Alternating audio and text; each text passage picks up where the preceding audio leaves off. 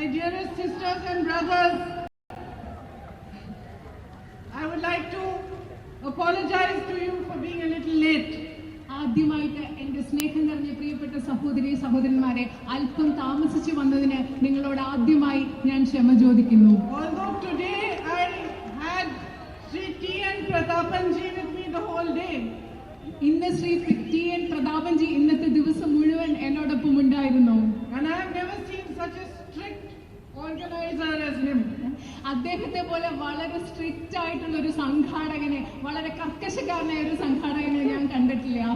Even in the car, if people were standing on the road, he was telling me left, right, left. I was listening to his orders, and the thought occurred to me that maybe I should take him and kidnap him and take him to UP to work with me.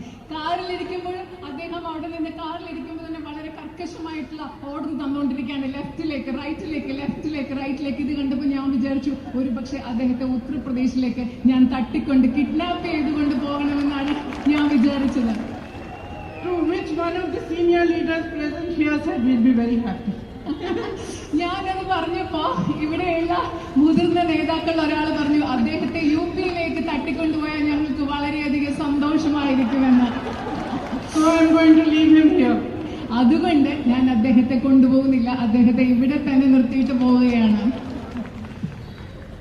I would like to welcome Sri T.N. Pratapanji, M.M. Hassanji, Beni Benavanji, MP Vincentji, Rajiv Gowdaji, Srinivasan Krishnanji, Joseph Chalisariji, Padmaja Venugopalji, Anil Lakkaraji, George Balurji, Sunil Antikanji, C.C. Shrikumarji, Sunil Lalurji, Vijay Hariji, and Shankarji to this meeting today and all other leaders present here. വേദിയിലിരിക്കുന്ന എല്ലാ നേതാക്കളെയും, കോൺഗ്രസിന്റെയും UDF-ന്റെ എല്ലാ നേതാക്കളെയും എല്ലാ സ്ഥാനാർത്ഥികളെയും ഇന്നത്തെ ഈ യോഗത്തിലേക്ക് ഞാൻ സ്വാഗതം ചെയ്യുന്നു.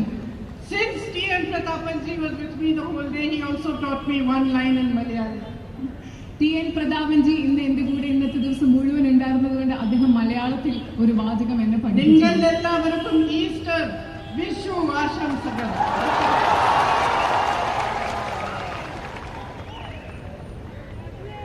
My sisters and brothers of Thrissur, you belong to the cultural capital of Kerala. എന്റെ തൃശ്ശൂരിലെ പ്രിയപ്പെട്ട സഹോദരി സഹോദരന്മാരെ, നിങ്ങൾക്ക് സ്വന്തമായിട്ടുള്ളത്, നിങ്ങളുള്ളത് കേരളത്തിന്റെ സാംസ്കാരിക തലസ്ഥാനത്താണ്. This is a historical land. ഇത് ചരിത്രപരമായ ഒരു ഭൂമിയാണ്. Many stories lie within its lap. ഈ ഭൂമിയുടെ മടിയിൽ, നിങ്ങളുടെ മടിയിൽ വളരെയധികം ചരിത്രപരമായ കഥകളുണ്ട്. Within the historical legacy of Thrissur, stories of culture, of politics, of the people of this land. തൃശ്ശൂരിന്റെ ചരിത്രപരമായ പാരമ്പര്യത്തിൽ, രാഷ്ട്രീയത്തിന്റെ, സംസ്കാരത്തിന്റെ, ഈ മണ്ണിന്റെ പാരമ്പര്യത്തിന്റെ ഒക്കെ കഥകൾ തൃശ്ശൂരിന്റെ മണ്ണിൽ മടിയിൽ എഴുകിച്ചേർന്ന് കിടപ്പുണ്ട്. It is your culture of harmony, your beautiful land, your industries, the natural beauty of Kerala, the hard work of its people that make it what it is today. നിങ്ങളുടെ പരസ്പരം ഒരുമിച്ച് പോകുന്ന സാഹോദര്യത്തിന്റെയും ഒത്തൊരുമയുടെയും പാരമ്പര്യം, നിങ്ങളുടെ പ്രകൃതിയുടെ മനോഹരമായ സൗന്ദര്യം, നിങ്ങളുടെ കഠിനാധ്വാനം, ഇതൊക്കെയാണ് ഈ ഭൂമിയെ ഇതാക്കി തീർക്കുന്നത്. Many great writers have written about the lives of Kerala's craftsmen, of farmers, fishermen, fisherwomen, its industry and its workers.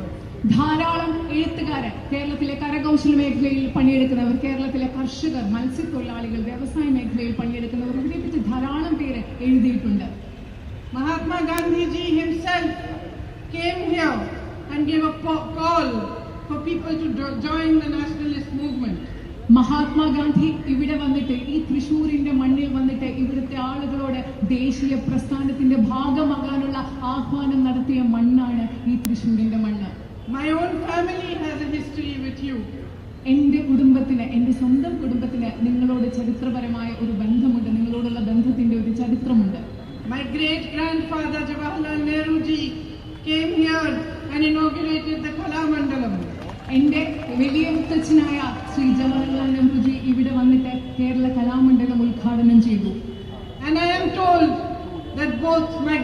mother Indira ji and my father Rajiv ji have spoken from this very place.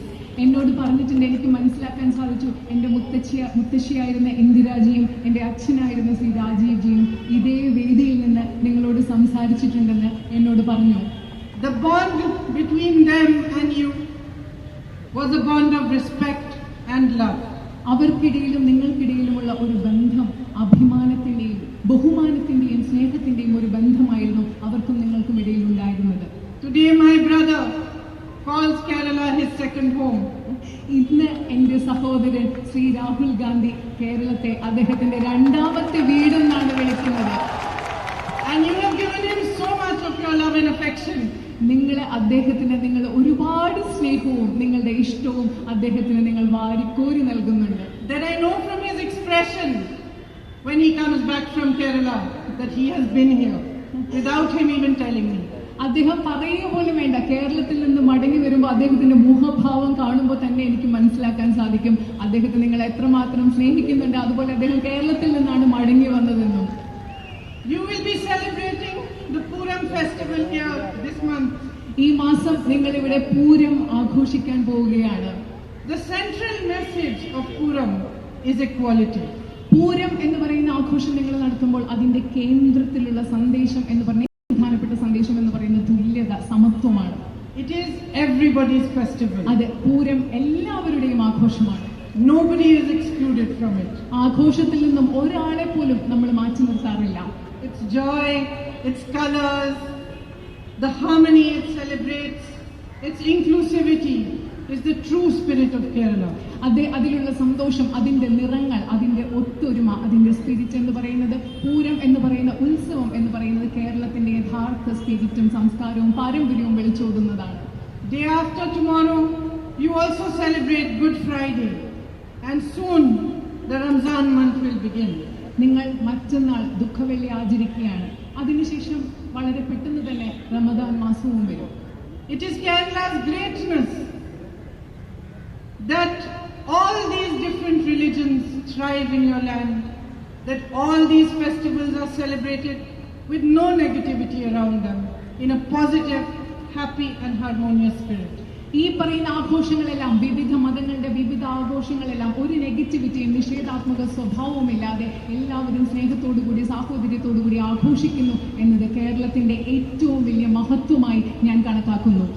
As I stand here in Thrissur today and talk about the historical and cultural legacy of Kerala, I cannot help but give a call for the people of Kerala to reject the divisive and fascist policies of the BJP and the CPM's politics of fraud, fear and favoritism. ഇന്ന് തൃശ്ശൂരിന്റെ മണ്ണിൽ നിന്നുകൊണ്ട് തൃശ്ശൂരിന്റെ ചരിത്രപരവും സാംസ്കാരികവുമായ പാരമ്പര്യത്തെ കുറിച്ച് പറയുമ്പോൾ എനിക്ക് നിങ്ങളോട് BJPയുടെയും RSSന്റെയും ജനങ്ങളെ വിഭജിക്കുന്ന രാഷ്ട്രീയത്തെ എതിർത്ത് നിൽക്കുവാൻ, തടഞ്ഞു നിർത്തുവാൻ, അതുപോലെ തന്നെ അക്രമത്തിന്റെയും വഞ്ചനയുടെയും സ്വജനപക്ഷപാതത്തിന്റെയും ഇടതുപക്ഷ രാഷ്ട്രീയത്തെ, ഇടതുപക്ഷ മുന്നണിയുടെ രാഷ്ട്രീയത്തെ തടഞ്ഞു നിർത്തുവാൻ നിങ്ങളോട് പറയാതെ അല്ലാതെ എനിക്ക് മറ്റൊരു വഴിയില്ല.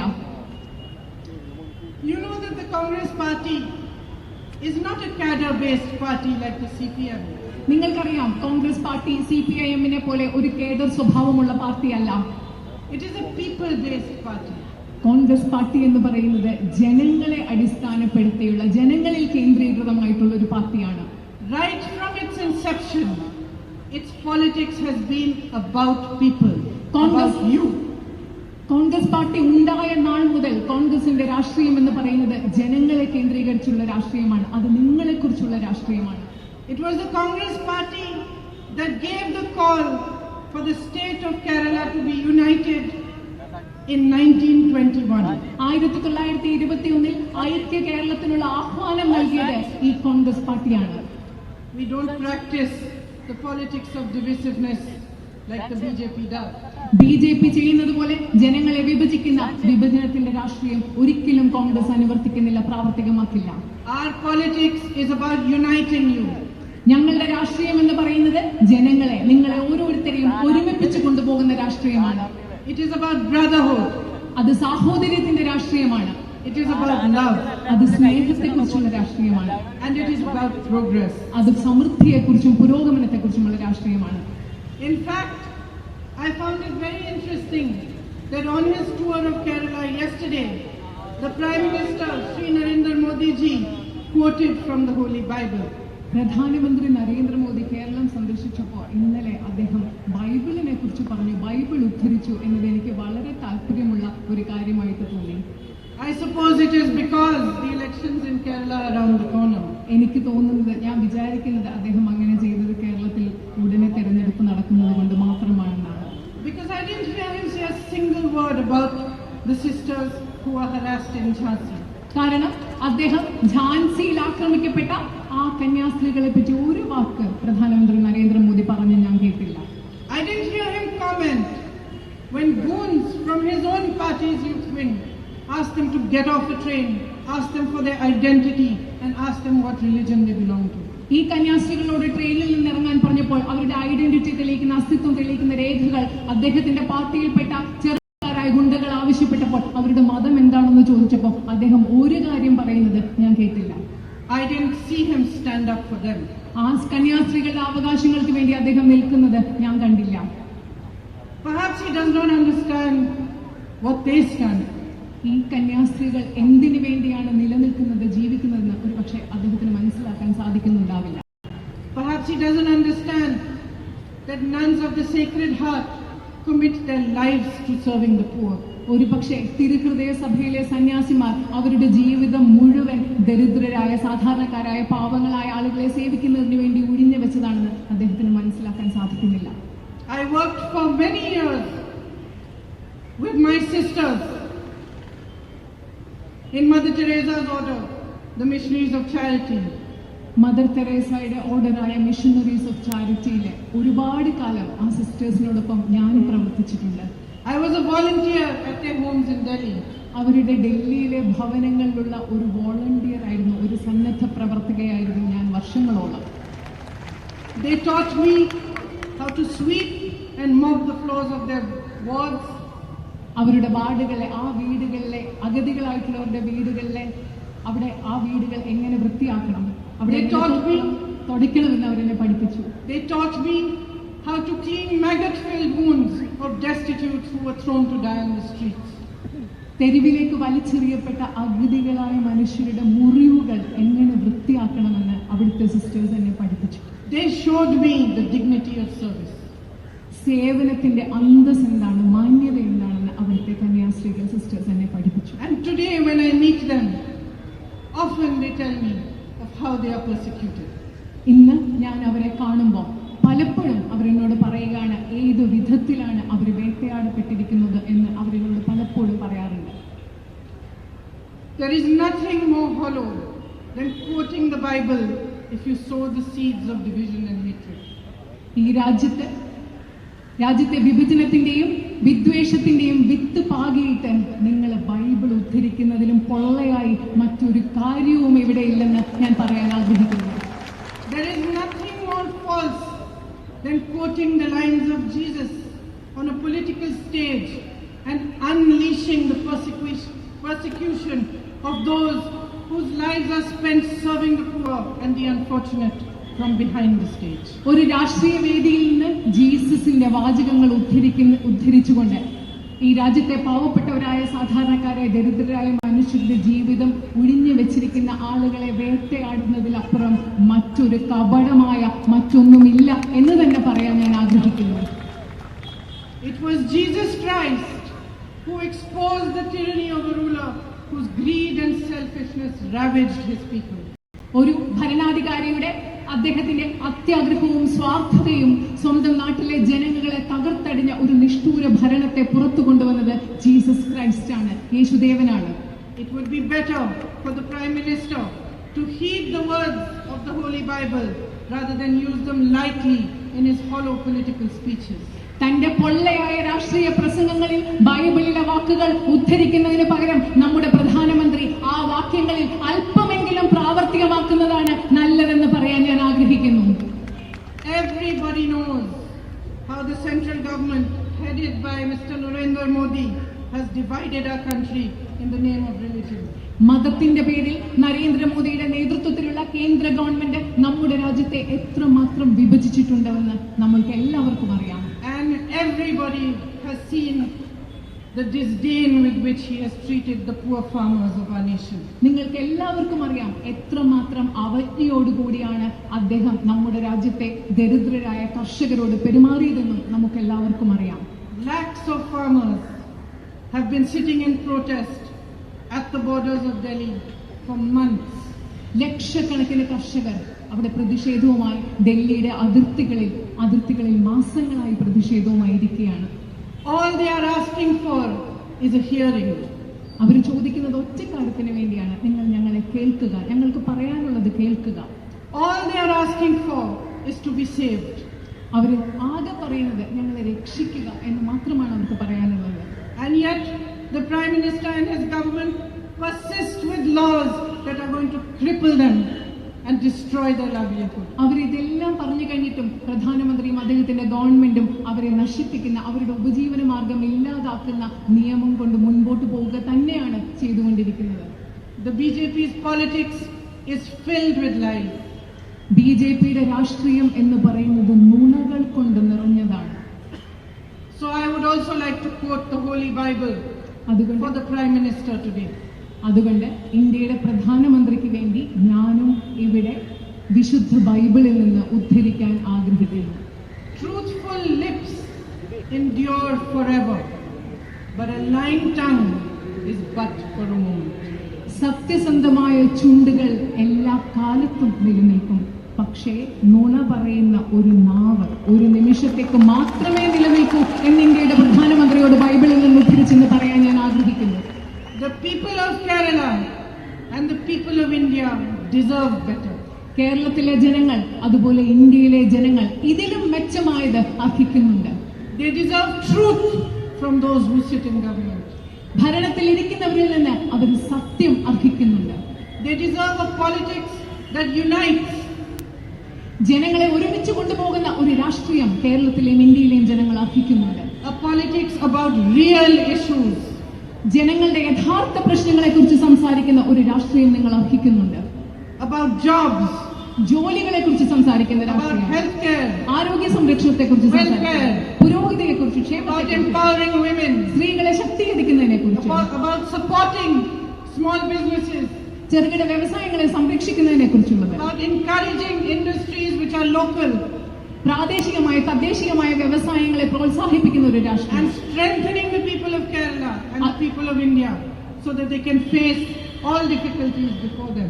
അതുപോലെ തന്നെ കേരളത്തിലെയും ഇന്ത്യയിലെയും ജനങ്ങളെ അവർ നേരിടുന്ന എല്ലാ പ്രതിസന്ധികളെയും തരണം ചെയ്യാൻ അവരെ പ്രാപ്തരാക്കുന്ന, ശക്തരാക്കുന്ന ഒരു രാഷ്ട്രീയം നിങ്ങൾ അർഹിക്കുന്നുണ്ട്. But unfortunately, in Kerala, you are suffering from both sides. On the one hand is the central government, whose policies have virtually set back your economy. നിങ്ങളെ ദൗർഭാഗ്യം എന്ന് പറയട്ടെ, കേരളത്തിൽ നിങ്ങൾ വളരെയധികം ബുദ്ധിമുട്ടിട്ടുണ്ട് രണ്ട് വശങ്ങളിൽ നിന്ന്. ഒരു വശത്ത് നിങ്ങൾക്ക് കേന്ദ്ര ഗവൺമെന്റിന്റെ നയങ്ങൾ നിങ്ങളുടെ സമ്പദ് വ്യവസ്ഥയെ വളരെയധികം ബുദ്ധിമുട്ടിലാക്കിയിട്ടുണ്ട്. A faulty GST, demonetization before that, a badly thought out lockdown during the corona pandemic has crippled industry and has halted the economy. ഒരു വികലമായ ചരക്ക് സേവന നികുതി, അതിനു മുമ്പിൽ നടപ്പിലാക്കിയ നോട്ട് നിരോധനം, അതുപോലെ തന്നെ ആലോചിക്കാതെ കൊറോണ കാലത്ത് നടപ്പിലാക്കിയ ഒരു ലോക്ക്ഡൌൺ, ഇതെല്ലാം കൂടെ ചേർന്ന് നമ്മുടെ സമ്പദ് വ്യവസ്ഥയെ, നിങ്ങളുടെ സമ്പദ് വ്യവസ്ഥയെ വളരെയധികം ബുദ്ധിമുട്ടിലാക്കിയിട്ടുണ്ട്. Unfortunately, your state government has done nothing to support you through this crisis. ദൗർഭാഗ്യകരമെന്ന് പറയട്ടെ, ഈ പ്രതിസന്ധികളിലൊന്നും നിങ്ങളെ പിന്തുണയ്ക്കാൻ നിങ്ങളുടെ സംസ്ഥാന ഗവൺമെന്റും യാതൊന്നും ചെയ്തില്ല. Many wonderful promises were made. You were told that 20 lakh jobs would be provided. നിങ്ങളുടെ മുൻപിൽ വളരെയധികം മനോഹരമായ മികച്ച വാഗ്ദാനങ്ങൾ നൽകി. നിങ്ങളോട് പറഞ്ഞു 20 ലക്ഷം തൊഴിലവസരങ്ങൾ നിങ്ങൾക്ക് വേണ്ടി സൃഷ്ടിക്കപ്പെടും. You were told that the cashew industry would be revived, that the rubber industry would be strengthened. ഇവിടുത്തെ കശുവണ്ടി വ്യവസായം, അതുപോലെ റബ്ബർ വ്യവസായം, ഇതൊക്കെ പുനരുജ്ജീവിപ്പിക്കപ്പെടും, ഇത് ശക്തീകരിക്കപ്പെടും എന്നൊക്കെ നിങ്ങളോട് പറഞ്ഞിരുന്നു. You were promised a minimum support price for paddy, for coconut, for rubber. റബ്ബറിനും നാളികേരത്തിനും അതുപോലെ നെല്ലിനും അടിസ്ഥാനപരമായ ഒരു താങ്ങുവില നൽകും എന്ന് നിങ്ങളോട് പറഞ്ഞിരുന്നു. Did any of this happen? ഇതിലേതെങ്കിലും സംഭവിച്ചിട്ടുണ്ടോ? None of it happened. ഇതിലൊന്നും സംഭവിച്ചിട്ടില്ല. In fact, in some cases, there were scams, there was corruption. In the case of the rubber industry, imports are allowed unchecked while the rubber industry struggles. ഇത് മാത്രമല്ല, പല കാര്യങ്ങളും ഇവിടെ ധാരാളം അഴിമതി നടന്നിട്ടുണ്ട്, ധാരാളം അഴിമതി കഥകൾ പുറത്തു വന്നിട്ടുണ്ട്. റബ്ബർ വ്യവസായത്തിന്റെ കാര്യത്തിലാണെങ്കിൽ അനിയന്ത്രിതമായ റബ്ബറിന്റെ ഇറക്കുമതി മറ്റു പല രാജ്യങ്ങളിൽ നിന്നും ഇവിടെ നടന്നിട്ടുണ്ട്. The livelihood of fisher folk was sold off for a few thousand crores. ഏതായാലും ആയിരക്കണക്കിന് കോടി രൂപയ്ക്ക് വേണ്ടി നമ്മുടെ മത്സ്യത്തൊഴിലാളികളുടെ ഉപജീവന മാർഗമാണ് ഈ സർക്കാർ വിറ്റ് കളയാൻ ശ്രമിച്ചത്. And if you look back at 5 years of the CPIM's rule, you find only betrayal. നിങ്ങൾ ഒരു പക്ഷേ CPMന്റെ 5 വർഷത്തെ ഭരണത്തേക്ക് നിങ്ങൾ തിരിഞ്ഞു നോക്കുകയാണെങ്കിൽ നിങ്ങൾക്ക് വഞ്ചനയും ചതിയും മാത്രമാണ് ജനങ്ങൾ എന്ന നിലയിൽ നിങ്ങൾക്ക് കാണാൻ സാധിക്കുക. Now that elections are close and they know where they stand, they are strangely agitated. ഇപ്പോൾ ഇലക്ഷനാണ്, അപ്പോൾ അവർക്ക് എന്താണെന്ന്, അവരെവിടെയാണ് നിൽക്കുന്നതെന്ന് അറിയാതെ അവരിപ്പോൾ വളരെ അസ്വസ്ഥരായിരിക്കുകയാണ്. They are beginning to sound and behave like the BJP themselves. അതുകൊണ്ട് ഇവിടുത്തെ ഇടതുപക്ഷ ഗവൺമെന്റും ഇടതുപക്ഷക്കാരും BJPയെ പോലെ ചിന്തിക്കാനും BJP പോലെ ശബ്ദിക്കാനും പെരുമാറാനും തുടങ്ങിയിരിക്കുകയാണ്. 2 days ago, an LDF leader made a sexist remark about the school girls and college girls of Kerala. 2 ദിവസങ്ങൾക്ക് മുമ്പ് കേരളത്തിലെ ഇടതുപക്ഷത്തിന്റെ ഒരു നേതാവ് കേരളത്തിലെ സ്കൂൾ വിദ്യാർത്ഥിനികളെയും കോളേജ് വിദ്യാർത്ഥിനികളെയും പറ്റി ലിംഗപരമായ അധിക്ഷേപമുള്ള ഒരു പരാമർശം ഇവിടെ നടത്തുകയുണ്ടായി. He insulted the women and girls of Kerala. അദ്ദേഹം ആ പരാമർശത്തിലൂടെ കേരളത്തിലെ പെൺകുട്ടികളെയും സ്ത്രീകളെയും അപമാനിക്കുകയാണ് ചെയ്തത്. And I was happy to see that there was an uproar that made him bend down and apologize to them. അതിനെതിരെ ശക്തമായ പ്രതിഷേധം കേരളത്തിൽ ഉയരുകയും അതിന്റെ അവസാനം അദ്ദേഹത്തിന് ക്ഷമ ചോദിക്കേണ്ടി വരികയും ചെയ്തു എന്നതിൽ എനിക്ക് വളരെയധികം സന്തോഷമുണ്ട്. It was beginning to sound to me like the CPM was taking campaigning lessons from the Chief Minister of Uttar Pradesh and the Chief Minister of Uttarakhand. ഇത് കേട്ടപ്പോൾ എനിക്ക് തോന്നിയത് CPM പ്രചരണത്തിന്റെ പാഠങ്ങൾ UPയിലെ മുഖ്യമന്ത്രിയിലും ഉത്തരാഖണ്ഡിലെ മുഖ്യമന്ത്രിയിൽ നിന്നും പഠിക്കുന്നത് പോലെയാണ് ഇത് കേട്ടപ്പോൾ എനിക്ക് തോന്നിയത്. Because all they seem concerned about is what women will wear, what they should, how they should behave, and even whom they should love and marry. കാരണം ഇവർക്ക് ഏറ്റവും ആകുലതയുണ്ടെന്ന് തോന്നിയത് പെൺകുട്ടികൾ, സ്ത്രീകൾ എന്ത് ധരിക്കണം, ഏത് വേഷമിടണം, എങ്ങനെ പെരുമാറണം, ആരെ ഇഷ്ടപ്പെടണം, ആരെ കല്യാണം കഴിക്കണം തുടങ്ങിയ കാര്യങ്ങളിലാണ് ഇവർക്ക് ഏറ്റവും കൂടുതൽ ആകുലതയുള്ളതെന്ന് തോന്നുന്നു. Well, I have news for them. അവരോട് പറയാൻ എനിക്കൊരു വാർത്തയുണ്ട്. You don't tell us what to wear. നിങ്ങൾ ഞങ്ങളോട് എന്ത് ധരിക്കണം, എന്ത് വേഷം, You don't tell us who to be. ഞങ്ങൾ ആരാകണമെന്ന് നിങ്ങൾ ഞങ്ങളോട് പറയണ്ട. You don't tell us how to live our lives. ഞങ്ങളുടെ ജീവിതം എങ്ങനെ ജീവിക്കണമെന്ന് നിങ്ങൾ ഞങ്ങളോട് പറയണ്ട. And you certainly don't tell us whom we can love. തീർച്ചയായും നിങ്ങൾ ഞങ്ങളോട് പറയണ്ട. ആരെ ഇഷ്ടപ്പെടണമെന്ന് നിങ്ങൾ ഞങ്ങളോട് തീർച്ചയായും പറയണ്ട. We will wear whatever we choose to wear. ഞങ്ങൾ എന്ത് ധരിക്കണമെന്ന് തെരഞ്ഞെടുക്കുന്നുവോ അത് ഞങ്ങൾ ധരിക്കും.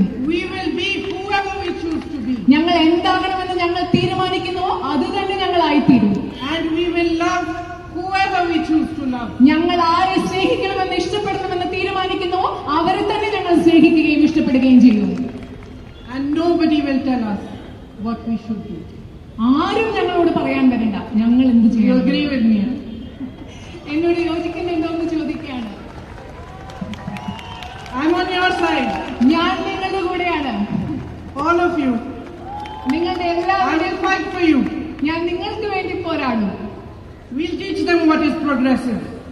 ഞങ്ങൾ അവരെ പഠിപ്പിച്ചു കൊടുക്കും എന്താണ് പുരോഗമനം എന്താണെന്നുള്ളത്, പുരോഗമനാത്മകമായത് എന്താണെന്നുള്ളത് നമ്മൾ അവരെ പഠിപ്പിച്ചു കൊടുക്കും. We'll teach them they can't take us for granted. ഞങ്ങളെ അവഗണിക്കാനും നമ്മളെ നിസ്സാരരായി കാണാനും പറ്റില്ല എന്ന് അവർക്ക് We are the biggest force in this country. ഈ രാജ്യത്തെ ഏറ്റവും വലിയ ശക്തിയാണ് നമ്മളെന്ന് നമ്മൾ അവരെ പഠിപ്പിച്ചു കൊടുക്കും. We are 50% of this country. We are the strongest, bravest, most powerful force this country. ഈ രാജ്യത്തിന്റെ 50% ഞങ്ങൾ. ഈ രാജ്യത്തെ ഏറ്റവും ശക്തിയുള്ള ഏറ്റവും വലിയ ശക്തിയാണ് നമ്മൾ. And if not now, then one day it will be the women of this country that will show all political parties that unless they are respected unless they get their full right like every man, these political parties will not be able to stand before them. ഒരിക്കൽ ഈ രാജ്യത്തെ സ്ത്രീകളായിരിക്കും ഇവിടുത്തെ രാഷ്ട്രീയ പാർട്ടികളെ പഠിപ്പിച്ചു കൊടുക്കുന്നത്. സ്ത്രീകൾക്ക് അവരുടെ ന്യായമായ അവകാശങ്ങൾ കിട്ടിയില്ലെങ്കിൽ, അവരുടെ തുല്യത കിട്ടിയില്ലെങ്കിൽ എന്തായിരിക്കും ഉണ്ടാവുക എന്നുള്ളത് ഈ രാഷ്ട്രീയ പാർട്ടികൾക്ക് പഠിപ്പിച്ചു കൊടുക്കുന്നത് ഇവിടുത്തെ സ്ത്രീകളായിരിക്കും.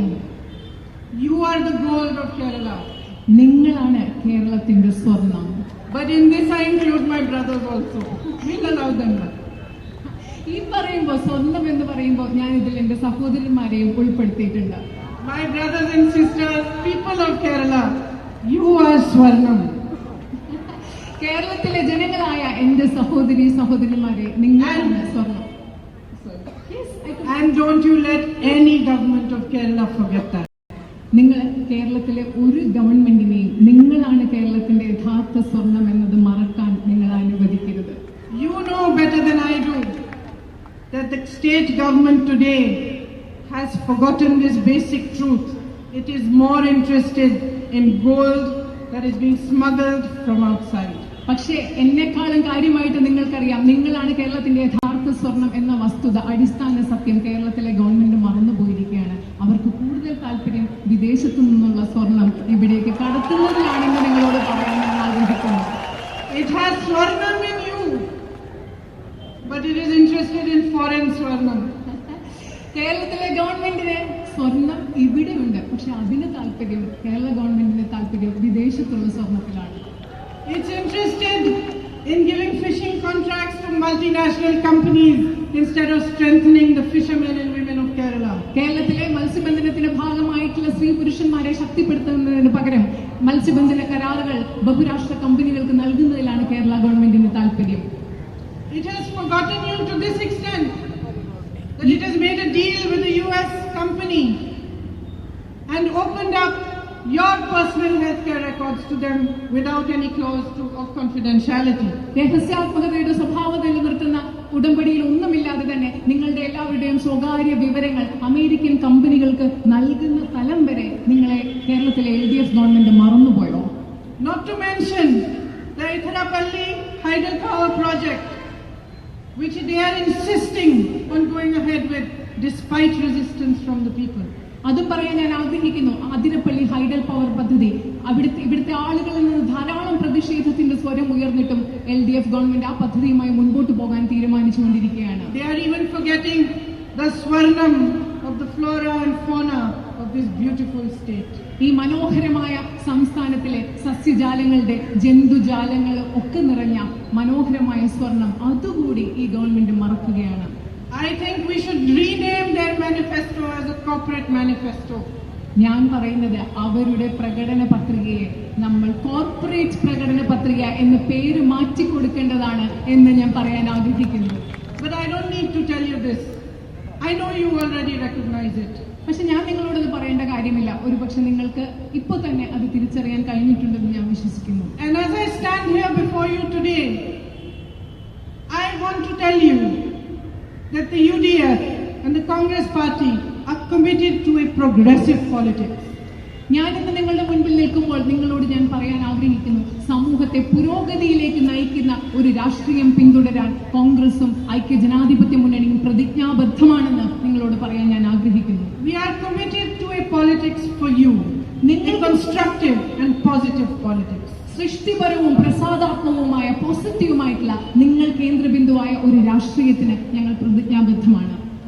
You might have noticed that our team in this election consists of 50% young candidates aged between 25 and 45. നിങ്ങൾ ശ്രദ്ധിച്ചിട്ടുണ്ടാവും, ഈ തെരഞ്ഞെടുപ്പിൽ ഞങ്ങളുടെ ടീം എന്ന് പറയുന്നത്, UDFന്റെയും കോൺഗ്രസിന്റെയും ടീം എന്ന് പറയുന്നത് 50% സ്ഥാനാർത്ഥികൾ 25-നും 50-നും ഇടയിൽ പ്രായമുള്ളവരാണെന്നുള്ള വസ്തുത നിങ്ങൾ ശ്രദ്ധിച്ചിട്ടുണ്ടാവും. And I can't tell you how personally proud and hopeful I have been after touring Kerala yesterday and meeting young people who are committed to serving others. എനിക്ക് നിങ്ങളോട് പറയാൻ കഴിയുന്നില്ല, വ്യക്തിപരമായി എനിക്ക് എത്രയധികം സന്തോഷവും അഭിമാനവും ഉണ്ട്. കാരണം കേരളത്തിൽ ഇന്നലെ മുഴുവൻ യാത്ര ചെയ്ത് പല യുവ സ്ഥാനാർത്ഥികൾക്കും വേണ്ടി പ്രചരണം നടത്തിയതിൽ എനിക്ക് എത്രമാത്രം സന്തോഷവും അഭിമാനവും ഉണ്ടെന്ന് നിങ്ങളോട് പറയാൻ തന്നെ സാധിക്കുന്നില്ല. I met Atira Babu. ഞാൻ ആതിര ബാബുവിനെ കണ്ടു. from a modest family who has struggled to come to where she is today. സാധാരണ കുടുംബ പശ്ചാത്തലത്തിൽ ജനിച്ച ഒരു പെൺകുട്ടി ഈ സ്ഥാനത്ത് എത്തിച്ചേരാൻ വളരെ കഷ്ടപ്പെട്ടിട്ടുള്ള ആ പെൺകുട്ടിയെ ഞാൻ ഇന്നലെ കണ്ടു. I campaigned for candidates who stood shoulder to shoulder with you, with the cashew workers, when they faced a struggle. കശുവണ്ടി മേഖലയിൽ പ്രവർത്തിക്കുന്നവർക്ക് ബുദ്ധിമുട്ടുകൾ ഉണ്ടായപ്പോൾ തോളോട് തോൾ ചേർന്ന് നിന്ന് അവരുടെ പ്രശ്നങ്ങൾ പരിഹരിക്കാൻ വേണ്ടി പ്രവർത്തിച്ച സ്ഥാനാർത്ഥികളെ ഞാൻ കണ്ടു. I campaigned for a poet ഒരു കവിക്ക് വേണ്ടി, കവിത എഴുതുന്ന ആളിന് വേണ്ടി ഞാൻ പ്രചരണം നടത്തി. who understands your suffering, your struggles so deeply that he has made them into poetry. നിങ്ങളുടെ കഷ്ടപ്പാടുകളും ബുദ്ധിമുട്ടുകളും വളരെ ആഴത്തിൽ മനസ്സിലാക്കുന്ന ഒരു സ്ഥാനാർത്ഥി അതിനെ കവിതയാക്കി മാറ്റിയ അദ്ദേഹത്തെയും ഞാൻ കണ്ടു. And by the end of the evening, I also campaigned for many senior leaders who have been part of your government before, who have wisdom and who have experience on how to develop Kerala and how to move it forward. ഇന്നലെ വൈകുന്നേരമായപ്പോഴേക്കും നിങ്ങളുടെ പല മുതിർന്ന നേതാക്കന്മാരെയും മുൻപ് മന്ത്രിമാരായിരുന്നവർ പലരും അനുഭവ സമ്പത്തുള്ളവർ കേരളത്തെ എങ്ങനെ മുൻപോട്ട് നയിക്കണമെന്നുള്ള അനുഭവമുള്ളവർ അവരെയും കണ്ടു. അവർക്ക് വേണ്ടിയും ഞാൻ പ്രചരണം ഇന്നലെ നടത്തി. So we come to you in this election with a mixture of the youthful energy of young candidates, of their idealism and the wisdom and experience of our senior leaders. അതുകൊണ്ട് ഈ തെരഞ്ഞെടുപ്പിൽ ഞങ്ങൾ നിങ്ങളുടെ മുൻപിലേക്ക് വരുന്നത് യുവത്വത്തിന്റെ പ്രസരിപ്പും ഊർജ്ജസ്വലതയും ആശയവാദവും അതുപോലെ തന്നെ ആശയങ്ങളോടുള്ള പ്രതിബദ്ധതയും അതുപോലെ തന്നെ മുതിർന്ന നേതാക്കളുടെ അനുഭവ സമ്പത്തും വിവേകവും ഇതെല്ലാം ഇവിടെ സമന്വയിപ്പിച്ചുകൊണ്ടാണ് ഈ തെരഞ്ഞെടുപ്പിൽ ഞങ്ങൾ നിങ്ങളുടെ മുൻപിൽ എത്തുന്നത്. And we bring to you a vision document for the future of Kerala. ഞങ്ങൾ നിങ്ങളുടെ മുൻപിൽ കേരളത്തിന്റെ ഭാവിയെ നയിക്കുന്ന ഒരു കാഴ്ചപ്പാടിന്റെ, ഒരു ദർശനത്തിന്റെ, ഒരു രൂപരേഖയുമായിട്ടാണ് ഞങ്ങളുടെ പ്രകടന പത്രികയുമായിട്ടാണ് ഞങ്ങൾ നിങ്ങളുടെ മുൻപിൽ വരുന്നത്. It is a symbol of our respect for you that this document was not prepared with a group of people sitting in their rooms. It was prepared after extensive discussions with all sections of your society. നിങ്ങളോട് ബഹുമാനമുള്ളതിന്റെ പ്രതീകമാണ്. കാരണം ഞങ്ങൾ ഈ പ്രകടന പത്രിക കുറച്ചാളുകൾ ഒരു മുറിയിലിരുന്ന്, അടച്ചിട്ട മുറിയിലിരുന്നല്ല തയ്യാറാക്കിയത്. കേരളത്തിലെ വിവിധ ഭാഗങ്ങളിലുള്ള ആളുകളുമായി വിശാലമായ ചർച്ച നടത്തിയ ശേഷമാണ് ഞങ്ങൾ ഇത് തയ്യാറാക്കിയത്. And what it contains more than anything else is your voice. ആ പ്രകടന പത്രികയിലുള്ളത് മറ്റെന്തിനേക്കാളും ഉപരി നിങ്ങളുടെ ശബ്ദമാണ്. Schemes and a roadmap made to fulfill what you desire for your state. നിങ്ങളുടെ സംസ്ഥാനത്തിന് വേണ്ടി നിങ്ങൾ എന്താഗ്രഹിക്കുന്നു അതിനനുസരിച്ചുള്ള പദ്ധതികളും നിങ്ങളെ മുൻപോട്ട് കൊണ്ടുപോകുന്ന വഴികാട്ടികളായ പദ്ധതികളാണ് ഞങ്ങൾ ആ പ്രകടന പത്രികയിൽ അവതരിപ്പിച്ചിട്ടുള്ളത്. I'd like to quickly tell you a few of its important features. പ്രകടന പത്രികയുടെ പ്രധാനപ്പെട്ട ചില കാര്യങ്ങൾ നിങ്ങളോട് ഞാൻ വേഗത്തിൽ പറയാൻ ആഗ്രഹിക്കുന്നു. Recognizing how much hardship you have been through, especially due to the policies of the central government and the state government. Recognizing that the economy needs to be restarted and recharged. We asked eminent economists and ex-ministers of the union government what we could do to make you strong and restart your economy. നിങ്ങൾ കടന്നുപോയ ബുദ്ധിമുട്ടുകളും നമ്മുടെ സമ്പദ് വ്യവസ്ഥയുടെ പ്രയാസങ്ങളും മനസ്സിലാക്കിക്കൊണ്ട് പ്രമുഖ സാമ്പത്തിക വിദഗ്ധരോടും മുൻ ധനകാര്യമന്ത്രിമാരോടും ഞങ്ങൾ ചോദിച്ചു കേരളത്തിന്റെ സമ്പദ് വ്യവസ്ഥയെ പുനരുജ്ജീവിപ്പിക്കാൻ നമ്മൾ എന്താണ് ചെയ്യേണ്ടതെന്ന്.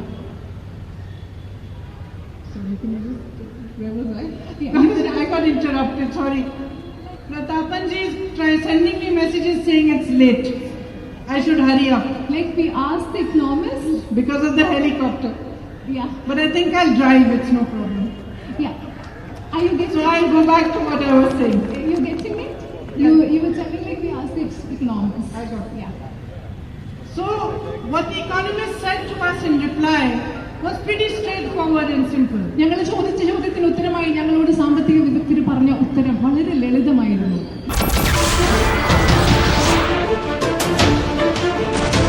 नमस्कार, मैं हूं मानक गुप्ता। अगर आपको हमारा ये वीडियो पसंद आया हो तो इसे लाइक और शेयर जरूर करें और हाँ, हमें सब्सक्राइब और फॉलो करना ना भूलें ताकि आप देश और दुनिया की कोई खबर मिस ना करें। तो जुड़े रहिए हमारे साथ और देखते रहिए न्यूज़ 24।